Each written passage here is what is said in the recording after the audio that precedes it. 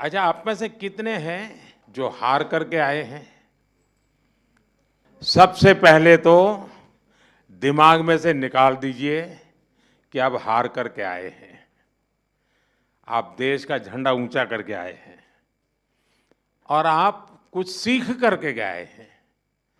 और इसलिए खेल ही एक ऐसा क्षेत्र है दोस्तों कि जहां कभी कोई हारता नहीं है, हर कोई सीखता है। और इसलिए मैं पहला तो आप लोगों से आग्रह से कहूंगा, इसलिए मैंने जानबूझ करके कहा जरा हाथ ऊपर करो लेकिन अच्छा हुआ 80% लोगों ने हाथ ऊपर नहीं किया, मतलब वो मेरी बात को समझते हैं। जिन्होंने हाथ ऊपर किया उन्होंने नम्रता के कारण किया है, विवेक के कारण किया है। लेकिन मैं उनसे भी आग्रह करूंगा कि हमें ये सोचना नहीं है कि हम पीछे रह गए हैं, हम बहुत कुछ सीख करके आए हैं। तो मेरी बात आपको मंजूर है? ऐसे नहीं, जोर से बताइए, खिलाड़ी है आप तो। अच्छा, मैं तो कुछ जानना चाहता हूं भैया। जो मैदान में आपने किया वो तो पूरी दुनिया ने देखा, मैदान के सिवाय क्या क्या किया वो बताइए। दुनिया के कई प्लेयरों से दोस्ती हुई होगी, बहुत कुछ जाना होगा, आपको लगा होगा यार हमारे यहाँ भी ऐसा होता तो अच्छा होता, ऐसा कुछ हुआ होगा ना? तो मैं ऐसा कुछ सुनना चाहता हूँ आप लोगों से। कौन बताएगा? जी सर, सबसे पहले नमस्ते आपको एंड लक्ष्य को जब मैं पहली बार मिला तो इतना छोटा था आज काफी बड़ा हो गया। जैसा कि टूर्नामेंट मेरा रहा काफ़ी लंबे मैचेस रहे वहाँ पे शुरुआत के दिन से, तो मेरा ज़्यादा करके मेरा फोकस मैचेस पे रहता था। बट ये जब भी हमें फ्री टाइम मिलता था हम लोग सबके साथ डिनर करने जाते थे और काफ़ी सारे एथलीट्स वहाँ पे मिले जिनको देख के आई थिंक काफ़ी कुछ सीखा और हमने उनके साथ एक डाइनिंग रूम शेयर किया। आई थिंक वो एक बड़ी बात थी एंड आई थिंक और जो वो वहाँ का माहौल था, आई थिंक ये मेरा सबसे पहला ओलंपिक्स था और जो मैं एक्सपीरियंस किया वहाँ पे वो काफ़ी अच्छा था। जैसे कि इतने बड़े स्टेडियम में खेलना, इतना क्राउड आपको देख रहा है, तो फर्स्ट 2-3 मैचेस में थोड़ा नर्वस भी था। बट जैसे ही टूर्नामेंट चलता गया मेरा वो बेटर होता गया। बट आई थिंक मेरे लिए एक बहुत अरे बड़ा भाई, तुम तो एक्सपीरियंस। देवभूमि से हो लेकिन आपको मालूम है अब इस बार आप एकदम से सेलिब्रिटी बन गए हो। जी सर, मेरा मैचेस के टाइम तो मैं फ़ोन प्रकाश सर ने ले लिया था और बोला कि अभी जब तक मैचेस नहीं हो जाते तब तक फ़ोन नहीं मिलेगा। बट यस, उसके बाद आई थिंक काफ़ी लोगों ने सपोर्ट दिया। बट मैं यही कहना चाहूँगा, मेरा एक अच्छा लर्निंग एक्सपीरियंस था। थोड़ा हार्ट ब्रेकिंग भी था कि मैं इतने क्लोज आके रह गया। बट मैं आगे आने वाले टाइम में और बेटर करूँगा अपने तो रिजल्ट्स। प्रकाश सर इतने डिसिप्लिन स्ट्रिक्ट थे तो अगली बार मैं उन्हीं को भेजूंगा। ज़रूर सर, ज़रूर। लेकिन बहुत कुछ सीखा होगा ना, क्योंकि देखिए मैं बताता हूँ, अच्छा होता आप जीत करके आते होते, लेकिन आपके खेल को जिनको पता भी नहीं है खेल क्या है वो भी घंटों तक देखते रहते हैं, बार बार रील देखते हैं। जिस प्रकार से आपने खेला है लोगों को लगता है नहीं विदेश के लोग खेलते हैं, ऐसा नहीं हमारे बच्चे भी खेलते हैं, ये भाव पैदा हुआ है। जी सर, आई थिंक वो एक दो शॉट ऐसे मैंने खेले थे जो काफ़ी फेमस हो गए थे। बट आई थिंक ओवरऑल जैसा मैंने टूर्नामेंट खेला, मैं चाहूँगा कि और आगे जो आने वाले बच्चे हैं जो बैडमिंटन लेते हैं, मैं उनको और मतलब और इंस्पायर करूँ और ऐसे ही खेलते रहूँ। बहुत बढ़िया। अच्छा, एसी नहीं था और गर्मी बहुत लगती थी तो सबसे पहले कौन चिल्लाया था कि ये क्या कर रखा है मोदी, बातें तो बड़ी करता है, हैं? एसी भी नहीं है कमरे में, हम क्या करें? कौन कौन थे जिसको सबसे ज्यादा परेशानी हुई? लेकिन मुझे पता चला उसके कुछ ही घंटों में आपकी वो काम भी पूरा कर दिया था, सबको मिल गया था ना एसी तुरंत। हाँ, देखिए इतनी ख्याल रखा जाता है खिलाड़ियों का इसका, सब लोग तुरंत एक्ट करते हैं। नमस्कार सर, मेरा नाम अंजुम मौडगिल है, मैं शूटिंग स्पोर्ट्स से हूँ। तो मैं बस जनरल एक्सपीरियंस जो मेरा सेकेंड ओलंपिक्स था और कुछ पॉइंट से मेरा फाइनल्स में नहीं रहा, बट एज एन इंडियन और एज एन एथलीट मैंने ये चीज़ एक्सपीरियंस की जी, जो एथलीट्स हर दिन एक्सपीरियंस करते हैं कि एकदम खुशी अपना कोई भी गोल अचीव करने में और एकदम से निराशा, वो ओलंपिक्स के टाइम पे इंडिया की परफॉर्मेंस की वजह से पूरे देश ने एक्सपीरियंस किया। एक दिन मनु के मेडल पे एकदम खुश, फिर काफ़ी इंसिडेंट्स हुए जिसमें फोर्थ रहे, और विनेश का जो लाइक पूरी स्टोरी थी वो बहुत ही डिसहार्टनिंग थी। फिर और हॉकी का जो मैच था उसके बाद वो खुशी, जो एथलीट्स हम नॉर्मल लाइफ में हर दिन एक्सपीरियंस करते डिफरेंट इमोशंस, वो पूरे देश ने एक्सपीरियंस किया इस 10 दिन में। और आई थिंक एक इंडिया में स्पोर्ट्स कल्चर बढ़ाने के लिए ये गेम्स बहुत ही अच्छा टाइम पे आई, एंड आई थिंक इसके आगे से लोग बहुत अच्छे से हमारी स्पोर्टिंग जर्नी को समझेंगे और जो भी पॉजिटिव चेंजेस हैं वो और भी बेटर होंगे आगे के टाइम पे। आपकी बात सही है, सिर्फ आप लोगों ने नहीं, हिंदुस्तान के हर कोने में वही मिजाज था। सब लोग अगर थोड़ा सा हल्का फुल्का दिखता तो यहाँ बेचैन हो जाते थे। वो यहीं पर जैसे कार चलाते हैं ना, अगर हमें ड्राइविंग आता है और हम पीछे बैठे हैं तो ब्रेक तो आगे वाले को लगानी है, लेकिन पैर हम दबाते हैं पीछे। तो वैसे ही खिलाड़ी वहाँ खेलते थे और लोग हाथ पैर इधर ऊपर ऊपर नीचे कर रहे थे। सीजेस, आपने ये रिटायर्ड होने का निर्णय पहले ही कर लिया था मन में कि क्या था? सर नमस्ते सर। थोड़ा साल से सोच रहा था सर। मेरे टीम वालों ने बोल रहे भाई कब छोड़ेगा, यही क्वेश्चन आ रहा था मेरे ऊपर। बट मुझे ऐसा लग रहा था सर, मैंने 2002 में पहले बार कैंप में गया और 2004 में फर्स्ट इंटरनेशनल खेला जूनियर टीम में, तब से खेल के आ रहा हूँ। तो मैंने सोचा 20 साल से अपना देश के लिए खेल रहा हूँ तो एक अच्छा प्लेटफॉर्म से रिटायरमेंट लेना है।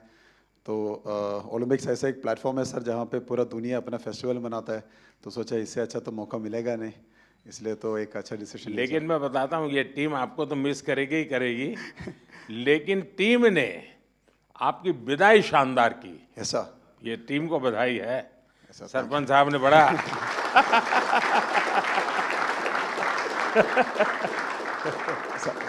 सच में सर ऐसे एक हम सपना ही देख सकता है सर, क्योंकि हमारे लिए थोड़ा हार्ड था जब हम लोग सेमीफाइनल हार गए थे, क्योंकि ये टीम इस बार जब पेरिस के लिए गया था हमारा उम्मीद इतना था कि हम लोग फाइनल खेलेगा या गोल्ड के लिए हम लोग लायक है।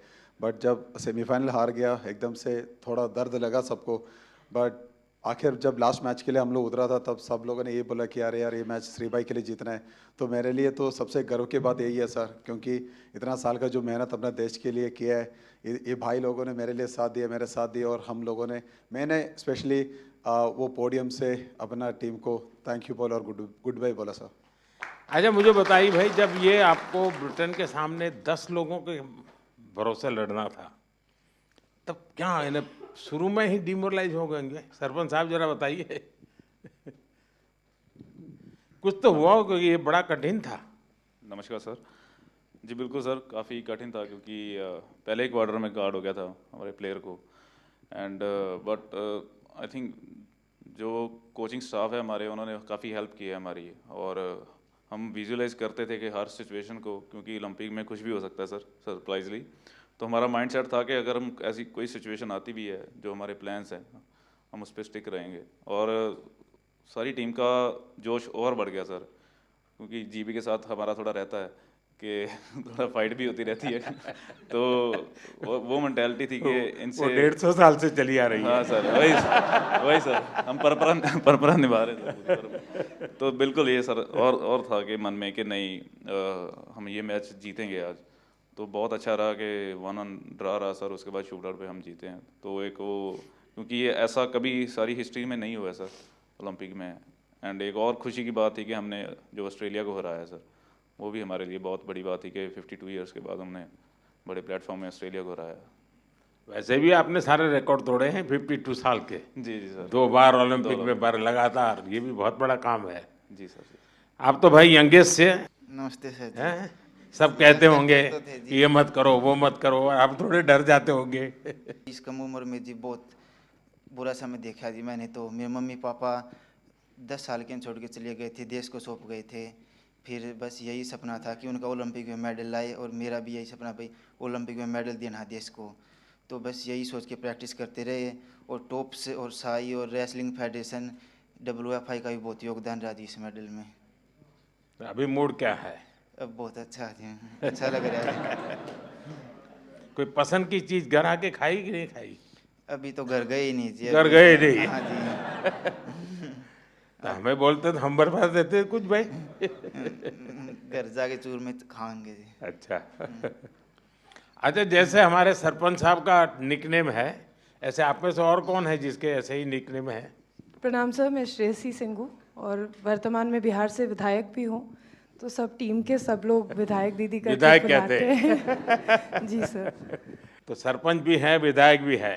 अच्छा, आप में से मैंने देखा है कि इन दिनों काफी समय मोबाइल पर चिपके रहते हैं, ऐसा है क्या? सही है मेरी जानकारी? रील्स देखते हैं और रील बनाते हैं। हाँ, रील बना रहे हैं ना? कितने लोग हैं जो रील्स बना रहे हैं? सर एक्चुअली मैं एक मैसेज देना चाहूँगा, क्योंकि सारी टीम ने हमने डिसाइड किया था कि थ्रू आउट द ओलंपिक हम मोबाइल फ़ोन यूज़ नहीं करेंगे। वाह, और शाबाश, ये सोशल बहुत मीडिया बढ़िया यूज़ नहीं काम करेंगे। किया। तो बिल्कुल सर, क्योंकि सर अगर कोई अच्छे कमेंट आ रहे हैं चाहे बुरे कमेंट आ रहे हैं, दोनों इफेक्ट करते हैं। तो हमारा माइंड सेट था कि हम एज ए टीम हमने डिसाइड किया कि हम बिल्कुल सोशल मीडिया यूज़ नहीं करेंगे। ये तो अच्छा बहुत किया अच्छी आप बात लोगों है। ने। जी सर। अब मैं चाहूंगा कि देश के नौजवानों को भी आप ये बताएं जी बिल्कुल कि सर। उससे जितना दूर रहे अच्छा ही है, वरना ज़्यादा लोग उसी में उनका समय जाता है, उसी में फंसे रहते हैं। आप बेटा बहुत निराश लग रही हो। हाँ जी सर, पहली बार गई थी हाँ। और मैं मतलब एक से हार गई थी बाउट, और मगर उससे जीत जाती तो मैं फाइनल तक जाती, गोल्ड भी ला सकती थी। पर वो मेरा बैड लक था, दिन अच्छा नहीं था, तो सर मैं लूज हो गई कोई, इससे। अभी तो उम्र बहुत छोटी है बेटा, बहुत करना है। हाँ जी सर। और हरियाणा की मिट्टी ऐसी है, करके दिखाओगी। हाँ जी सर। प्रधानमंत्री जी नमस्कार। मुझे लगता है कि इस बार हमारी पूरी कंटिंजेंट में जो इंजरीज हुई थी वो काफ़ी कम थी, 1 या 2 सीरियस इंजरी थी। पर नहीं तो यूजुअली क्या होता है कि सब गेम्स में से 3-4 मेजर इंजरी होती है जिनकी ऑपरेशन करनी पड़ती है। पर इस बार फॉर्चुनेटली सिर्फ 1 था, तो वो अच्छी बात थी। एक सीखने का था कि जब भी ओलंपिक के जो विलेज में जो पॉलीक्लिनिक रहता है उसमें थोड़ी फैसिलिटीज़ रहती है, पर इस बार हमने सब जो फैसिलिटीज़ थी वो हमारे विलेज में ही, हमारे बिल्डिंग में ही रखी थी। और इसलिए काफ़ी एथलीट जो थे वो उनका जो कुछ भी रिकवरी करना था, इंजरी मैनेजमेंट करना था, प्रेपरेशन भी जो करना था, वो बहुत ही आसानी से कर सके। आई थिंक बहुत सारे एथलीट को वो वो प्रेफरेबल था, और आई थिंक उससे एटलीस्ट वो कॉन्फिडेंस था कि हमारे पास सब कुछ है। आई थिंक इससे भी फ्यूचर में भी ऐसे ही हम करते गए तो हम सपोर्ट दे सकेंगे हमारे एथलीट को। देखिए साहब, डॉक्टर ने मुझे बहुत महत्वपूर्ण बात बताई कि इस बार हमारी टीम में पहले की तुलना में मिनिमम इंजरीज थी। इंजरी कम हुई है, इसका मतलब है कि खेल की हर चीज़ में आपकी एक्सपर्टाइज आ गई है। इंजरी होने का कारण वही होता है कि हमें खेल के संबंध में कुछ हमारा अज्ञान होता है जो हमें खुद को कभी कभी डैमेज कर देता है। ये सिद्ध हो रहा है कि आप लोगों ने खुद अपने आप को तैयार किया है, और छोटे मोटे जर्क आए भी, कठिनाई आई तो भी आपके बॉडी को आपने ऐसा बनाया है कि आप मेजर इंजरी से बच गए हैं। तो मैं पक्का मानता हूँ आप लोगों ने काफ़ी ट्रेन किया होगा अपनी बॉडी को, काफ़ी मेहनत की होगी, तब जाके ये हुआ होगा। तो इसके लिए तो आप सब बधाई के पात्र हैं। साथियों, मेरे साथ हमारे मनसुख मांडविया जी हैं, खेल राज्य मंत्री बहन रक्षा खड़से जी है, हमारी खेल जगत में जिन्होंने देश का नाम रोशन किया PT उषा जी हैं। पेरिस से आप सब वापस आए हैं। आप सबका और आप सबके साथियों का भी मेरे यहाँ हृदय से बहुत बहुत स्वागत है। मैंने जिस उमंग से आपको पेरिस के लिए विदाई दी थी, उतने ही उमंग से मैं आज आपका फिर से स्वागत कर रहा हूं। और इसका कारण ये नहीं है कि कोई मेडल का टैली कितना हुआ। उसका कारण ये होता है कि विश्व भारत के खिलाड़ियों की तारीफ कर रहा है। उनके हौसले, उनके डिसिप्लिन, उनके बिहेवियर, मेरे कानों पर सब जगह से बातें आती हैं और ये सुनता हूँ तो बड़ा गर्व होता है जी कि मेरे देश के खिलाड़ी मेरे देश के लिए ही खेलते हैं। मेरे देश के नाम को रत्ती भर भी खरोच आ जाए, ये मेरा देश का एक भी खिलाड़ी नहीं चाहता है और यही हमारी सबसे बड़ी पूंजी है। और उसके लिए ये पूरी टीम बहुत बहुत बधाई के पात्र है। साथियों, आप सबने पूरी दुनिया में भारत के तिरंगे की स्थान बढ़ा करके देश वापस लौटना और मेरे निवास पर आपका स्वागत करने का मुझे अवसर मिलना, मैं इसे मेरा अपना गौरव मानता हूं। और पेरिस जाने से पहले जो जाते हैं उनको भी पता होता है कि हमें अपना बेस्ट देना है और मैंने हमेशा यही कहा है सबको कि आपको अपना बेस्ट देना है और आपने दिया है। दूसरी बात है, हमारे खिलाड़ी उम्र में बहुत छोटे हैं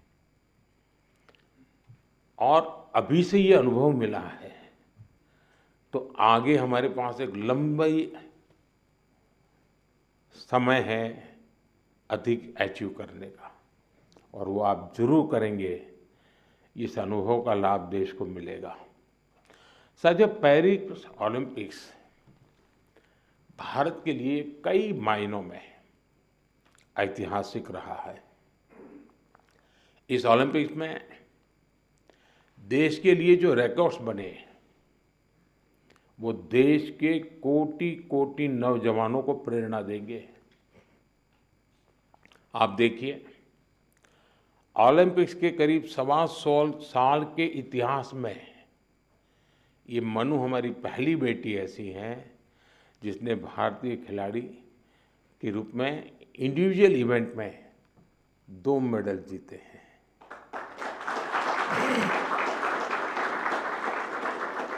हमारा नीरज पहला ऐसा भारतीय खिलाड़ी है जिन्होंने इंडिविजुअल इवेंट में गोल्ड और सिल्वर जीते। हॉकी में भारत ने 52 साल बाद लगातार 2 बार मेडल जीते कंटिन्यूसली। अमन ने केवल 21 साल की उम्र में मेडल जीत करके देश को बिल्कुल इतना प्रसन्न कर दिया है और अमन के जीवन के विषय में आज देश जानने लगा है तो उनको लग रहा है कि भाई व्यक्ति के जीवन की कठिनाइयों से भी इंसान अपनी यात्रा को, स्वप्न को, संकल्प को सिद्ध कर सकता है। कठिनाइयां अपने आप अपनी जगह पर रह जाती है। अमन ने करके दिखाया है। विनेश पहली ऐसी भारतीय बनी जो कुश्ती में फाइनल तक पहुंची। ये भी हमारे लिए बड़ा गर्व का विषय है। ओलंपिक्स में 7 शूटिंग इवेंट्स में इंडियन शूटर्स फाइनल्स में पहुंचे और ये भी पहली बार हुआ है। इसी तरह तीरंदाजी में धीरज और अंकिता पदक के लिए खेलने वाले पहले भारतीय तीरंदाजी बने और लक्ष्य, हमारा लक्ष्य सेन, आपके मैच ने तो पूरे देश का जोश बढ़ा दिया है। हमारे लक्ष्य भी ओलंपिक में सेमीफाइनल तक पहुंचने वाले एकमात्र पुरुष बैडमिंटन खिलाड़ी बने हैं। हमारे अविनाश सावले, इसने ट्रिपल चेज के फाइनल में क्वालिफाई किया। इस फॉर्मेट में ये भी फर्स्ट टाइम रहा।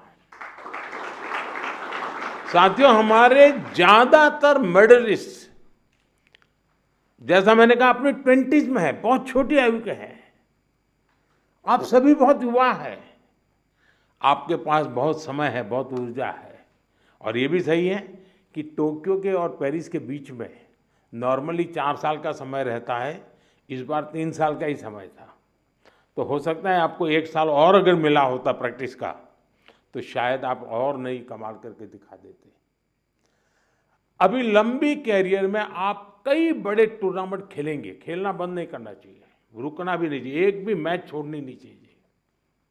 ये युवा दल इस बात का प्रमाण है कि स्पोर्ट्स में भारत का भविष्य कितना उज्जवल रहने वाला है। मुझे विश्वास है पेरिस ओलंपिक्स भारतीय स्पोर्ट्स की इस उड़ान के लिए एक लॉन्च पैड साबित होने वाला है। ये टर्निंग पॉइंट है हमारा। उसके बाद विजय ही विजय है दोस्तों, हम रुकने वाले नहीं है।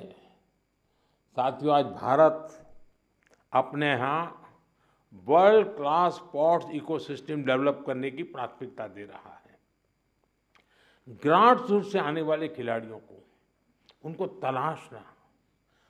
तराशना ये बहुत जरूरी है।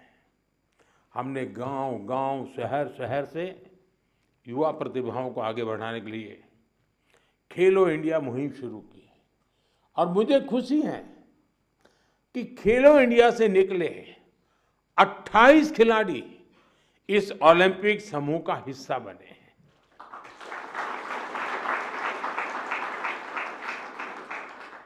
अमन है, अनंतजीत है, धीरज है, सर्वजोत है, इन सब ने खेलो इंडिया एथलीट के रूप में अपनी जर्नी शुरू की थी। और इससे हुआ ये है कि खेलो इंडिया में खेलना और जी भर के जीतना, ये एक बहुत बड़ा अहम हिंदुस्तान का कार्यक्रम बन चुका है जी। मैं मानता हूं, मैं खेलो इंडिया को और तवज्जो देनी है और ताकत देनी है।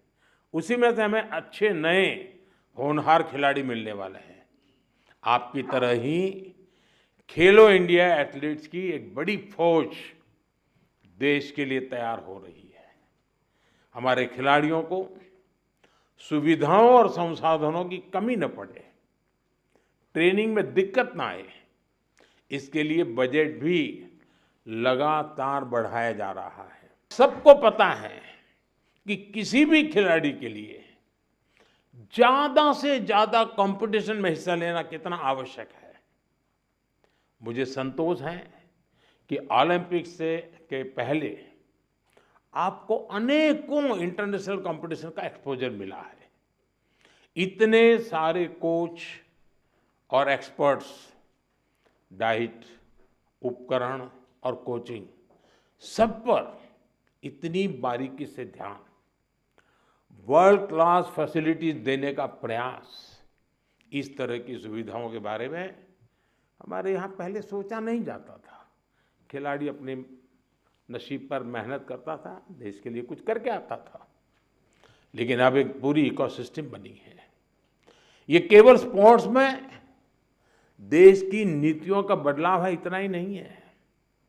ये उस भरोसे का प्रतीक भी है जो देश अब अपनी युवा पीढ़ी पर बहुत ज़्यादा भरोसा करता है, उसकी अभिव्यक्ति है।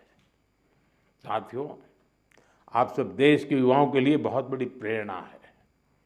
मैं मानता हूं आप में से हर किसी के बारे में देश को, देश के युवाओं को ज़्यादा से ज़्यादा जानना चाहिए। यहाँ भी मेरी इच्छा है कि मैं हर किसी का नाम लेकर उसकी चर्चा करूं। विशेषकर हमारी बेटियां, पिछली बार की तरह इस बार भी बेटियों ने ही ओलंपिक में भारत की जीत का श्री गणेश किया है। मनु को जिस तरह पिछली बार तकनीकी कारणों से निराश होना पड़ा था, फिर उन्होंने जो वापसी की, अंकिता ने जिस तरह सीजन का अपना सर्वश्रेष्ठ प्रदर्शन किया, मनिका बत्रा और श्रीजा अकोला ने भी सबका ध्यान खींचा है। इसी तरह बाकी खिलाड़ी भी रहे, खासकर नीरज ने अपनी लगन और अनुशासन में जिस तरह कंसिस्टेंसी दिखाई है, स्वप्निल ने कठिनाइयों को पार कर जिस तरह मेडल जीता है, हॉकी में हमारे सरपंच साहब, उनकी टीम ने दिखा दिया कि भारत की ताकत क्या है। PR श्रीजेश ने ये बता दिया कि द बॉल क्यों है। जो मेडल जीता या जो एक पॉइंट या कुछ सेकंड से चूका, उस सब ने एक ही संकल्प दोहराया, ये सिलसिला गोल्ड से पहले नहीं रुकेगा।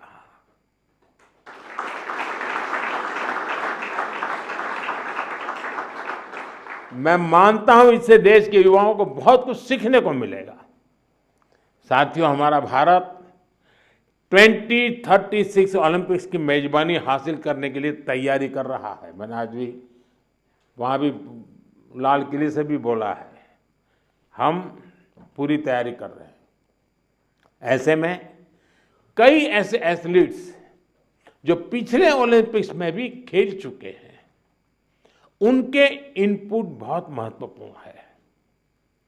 आपने वहाँ बहुत कुछ ऑब्जर्व किया होगा, बहुत कुछ देखा होगा। ओलंपिक की प्लानिंग से लेकर के वहाँ की व्यवस्थाओं तक, स्पोर्ट्स मैनेजमेंट से लेकर इवेंट मैनेजमेंट तक, आपने अनुभव, अपने ऑब्जर्वेशंस, हमने इसको लिख के रखना चाहिए, वो सरकार को साझा करना चाहिए, ताकि हमें 2036 की तैयारी में ये जो छोटी छोटी बारीक चीज़ें खिलाड़ी देख करके आता है, उससे और जो कमी नज़र आती है वो भी हमें 36 की तैयारी के लिए काम आएगी। तो एक प्रकार से आप मेरी 36 की टीम के फौजी है, आप सबको मेरी मदद करनी है, ताकि हम 2036 में दुनिया में अब तक न हुआ हो ऐसा ओलंपिक कर करके मेजबानी करके दिखाएं।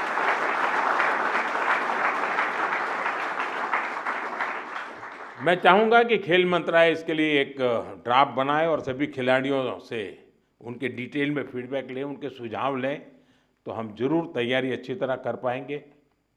साथियों, भारतीय स्पोर्ट्स में और कैसे इम्प्रूवमेंट हो सकता है, इससे आइडियाज भी, जो चीज़ खिलाड़ी बता सकता है ना, जो चीज़ कोच बता सकता है, वो हम मैनेजर लोग नहीं बता सकते जी।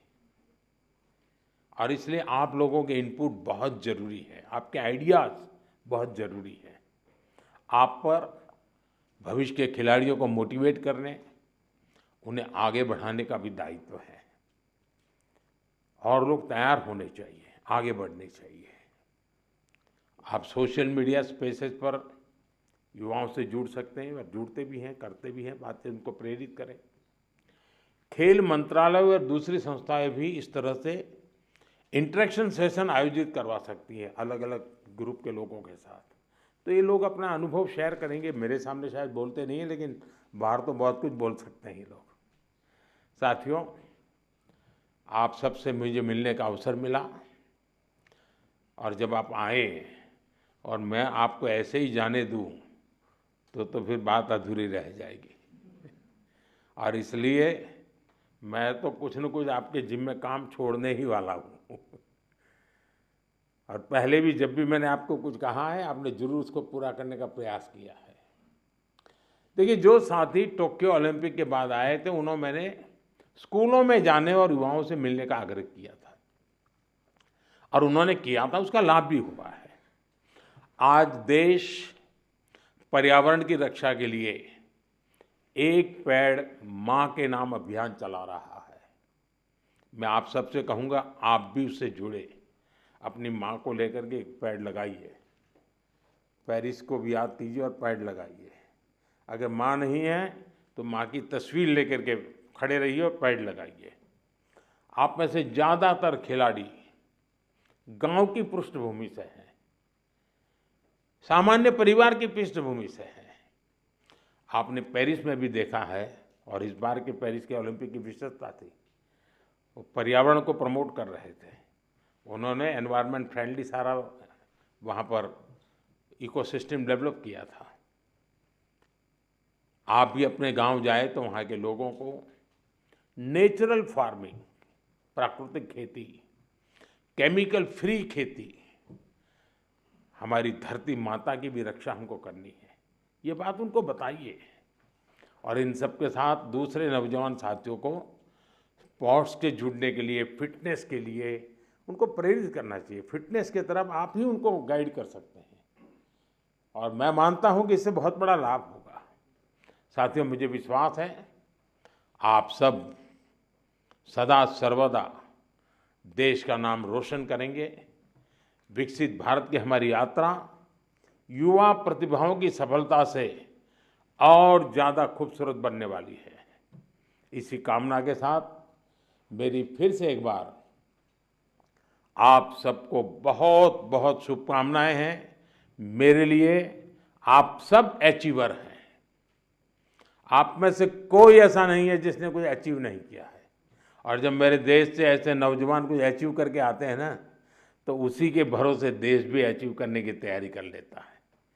बहुत बहुत बधाई, बहुत बहुत शुभकामनाएं दोस्तों।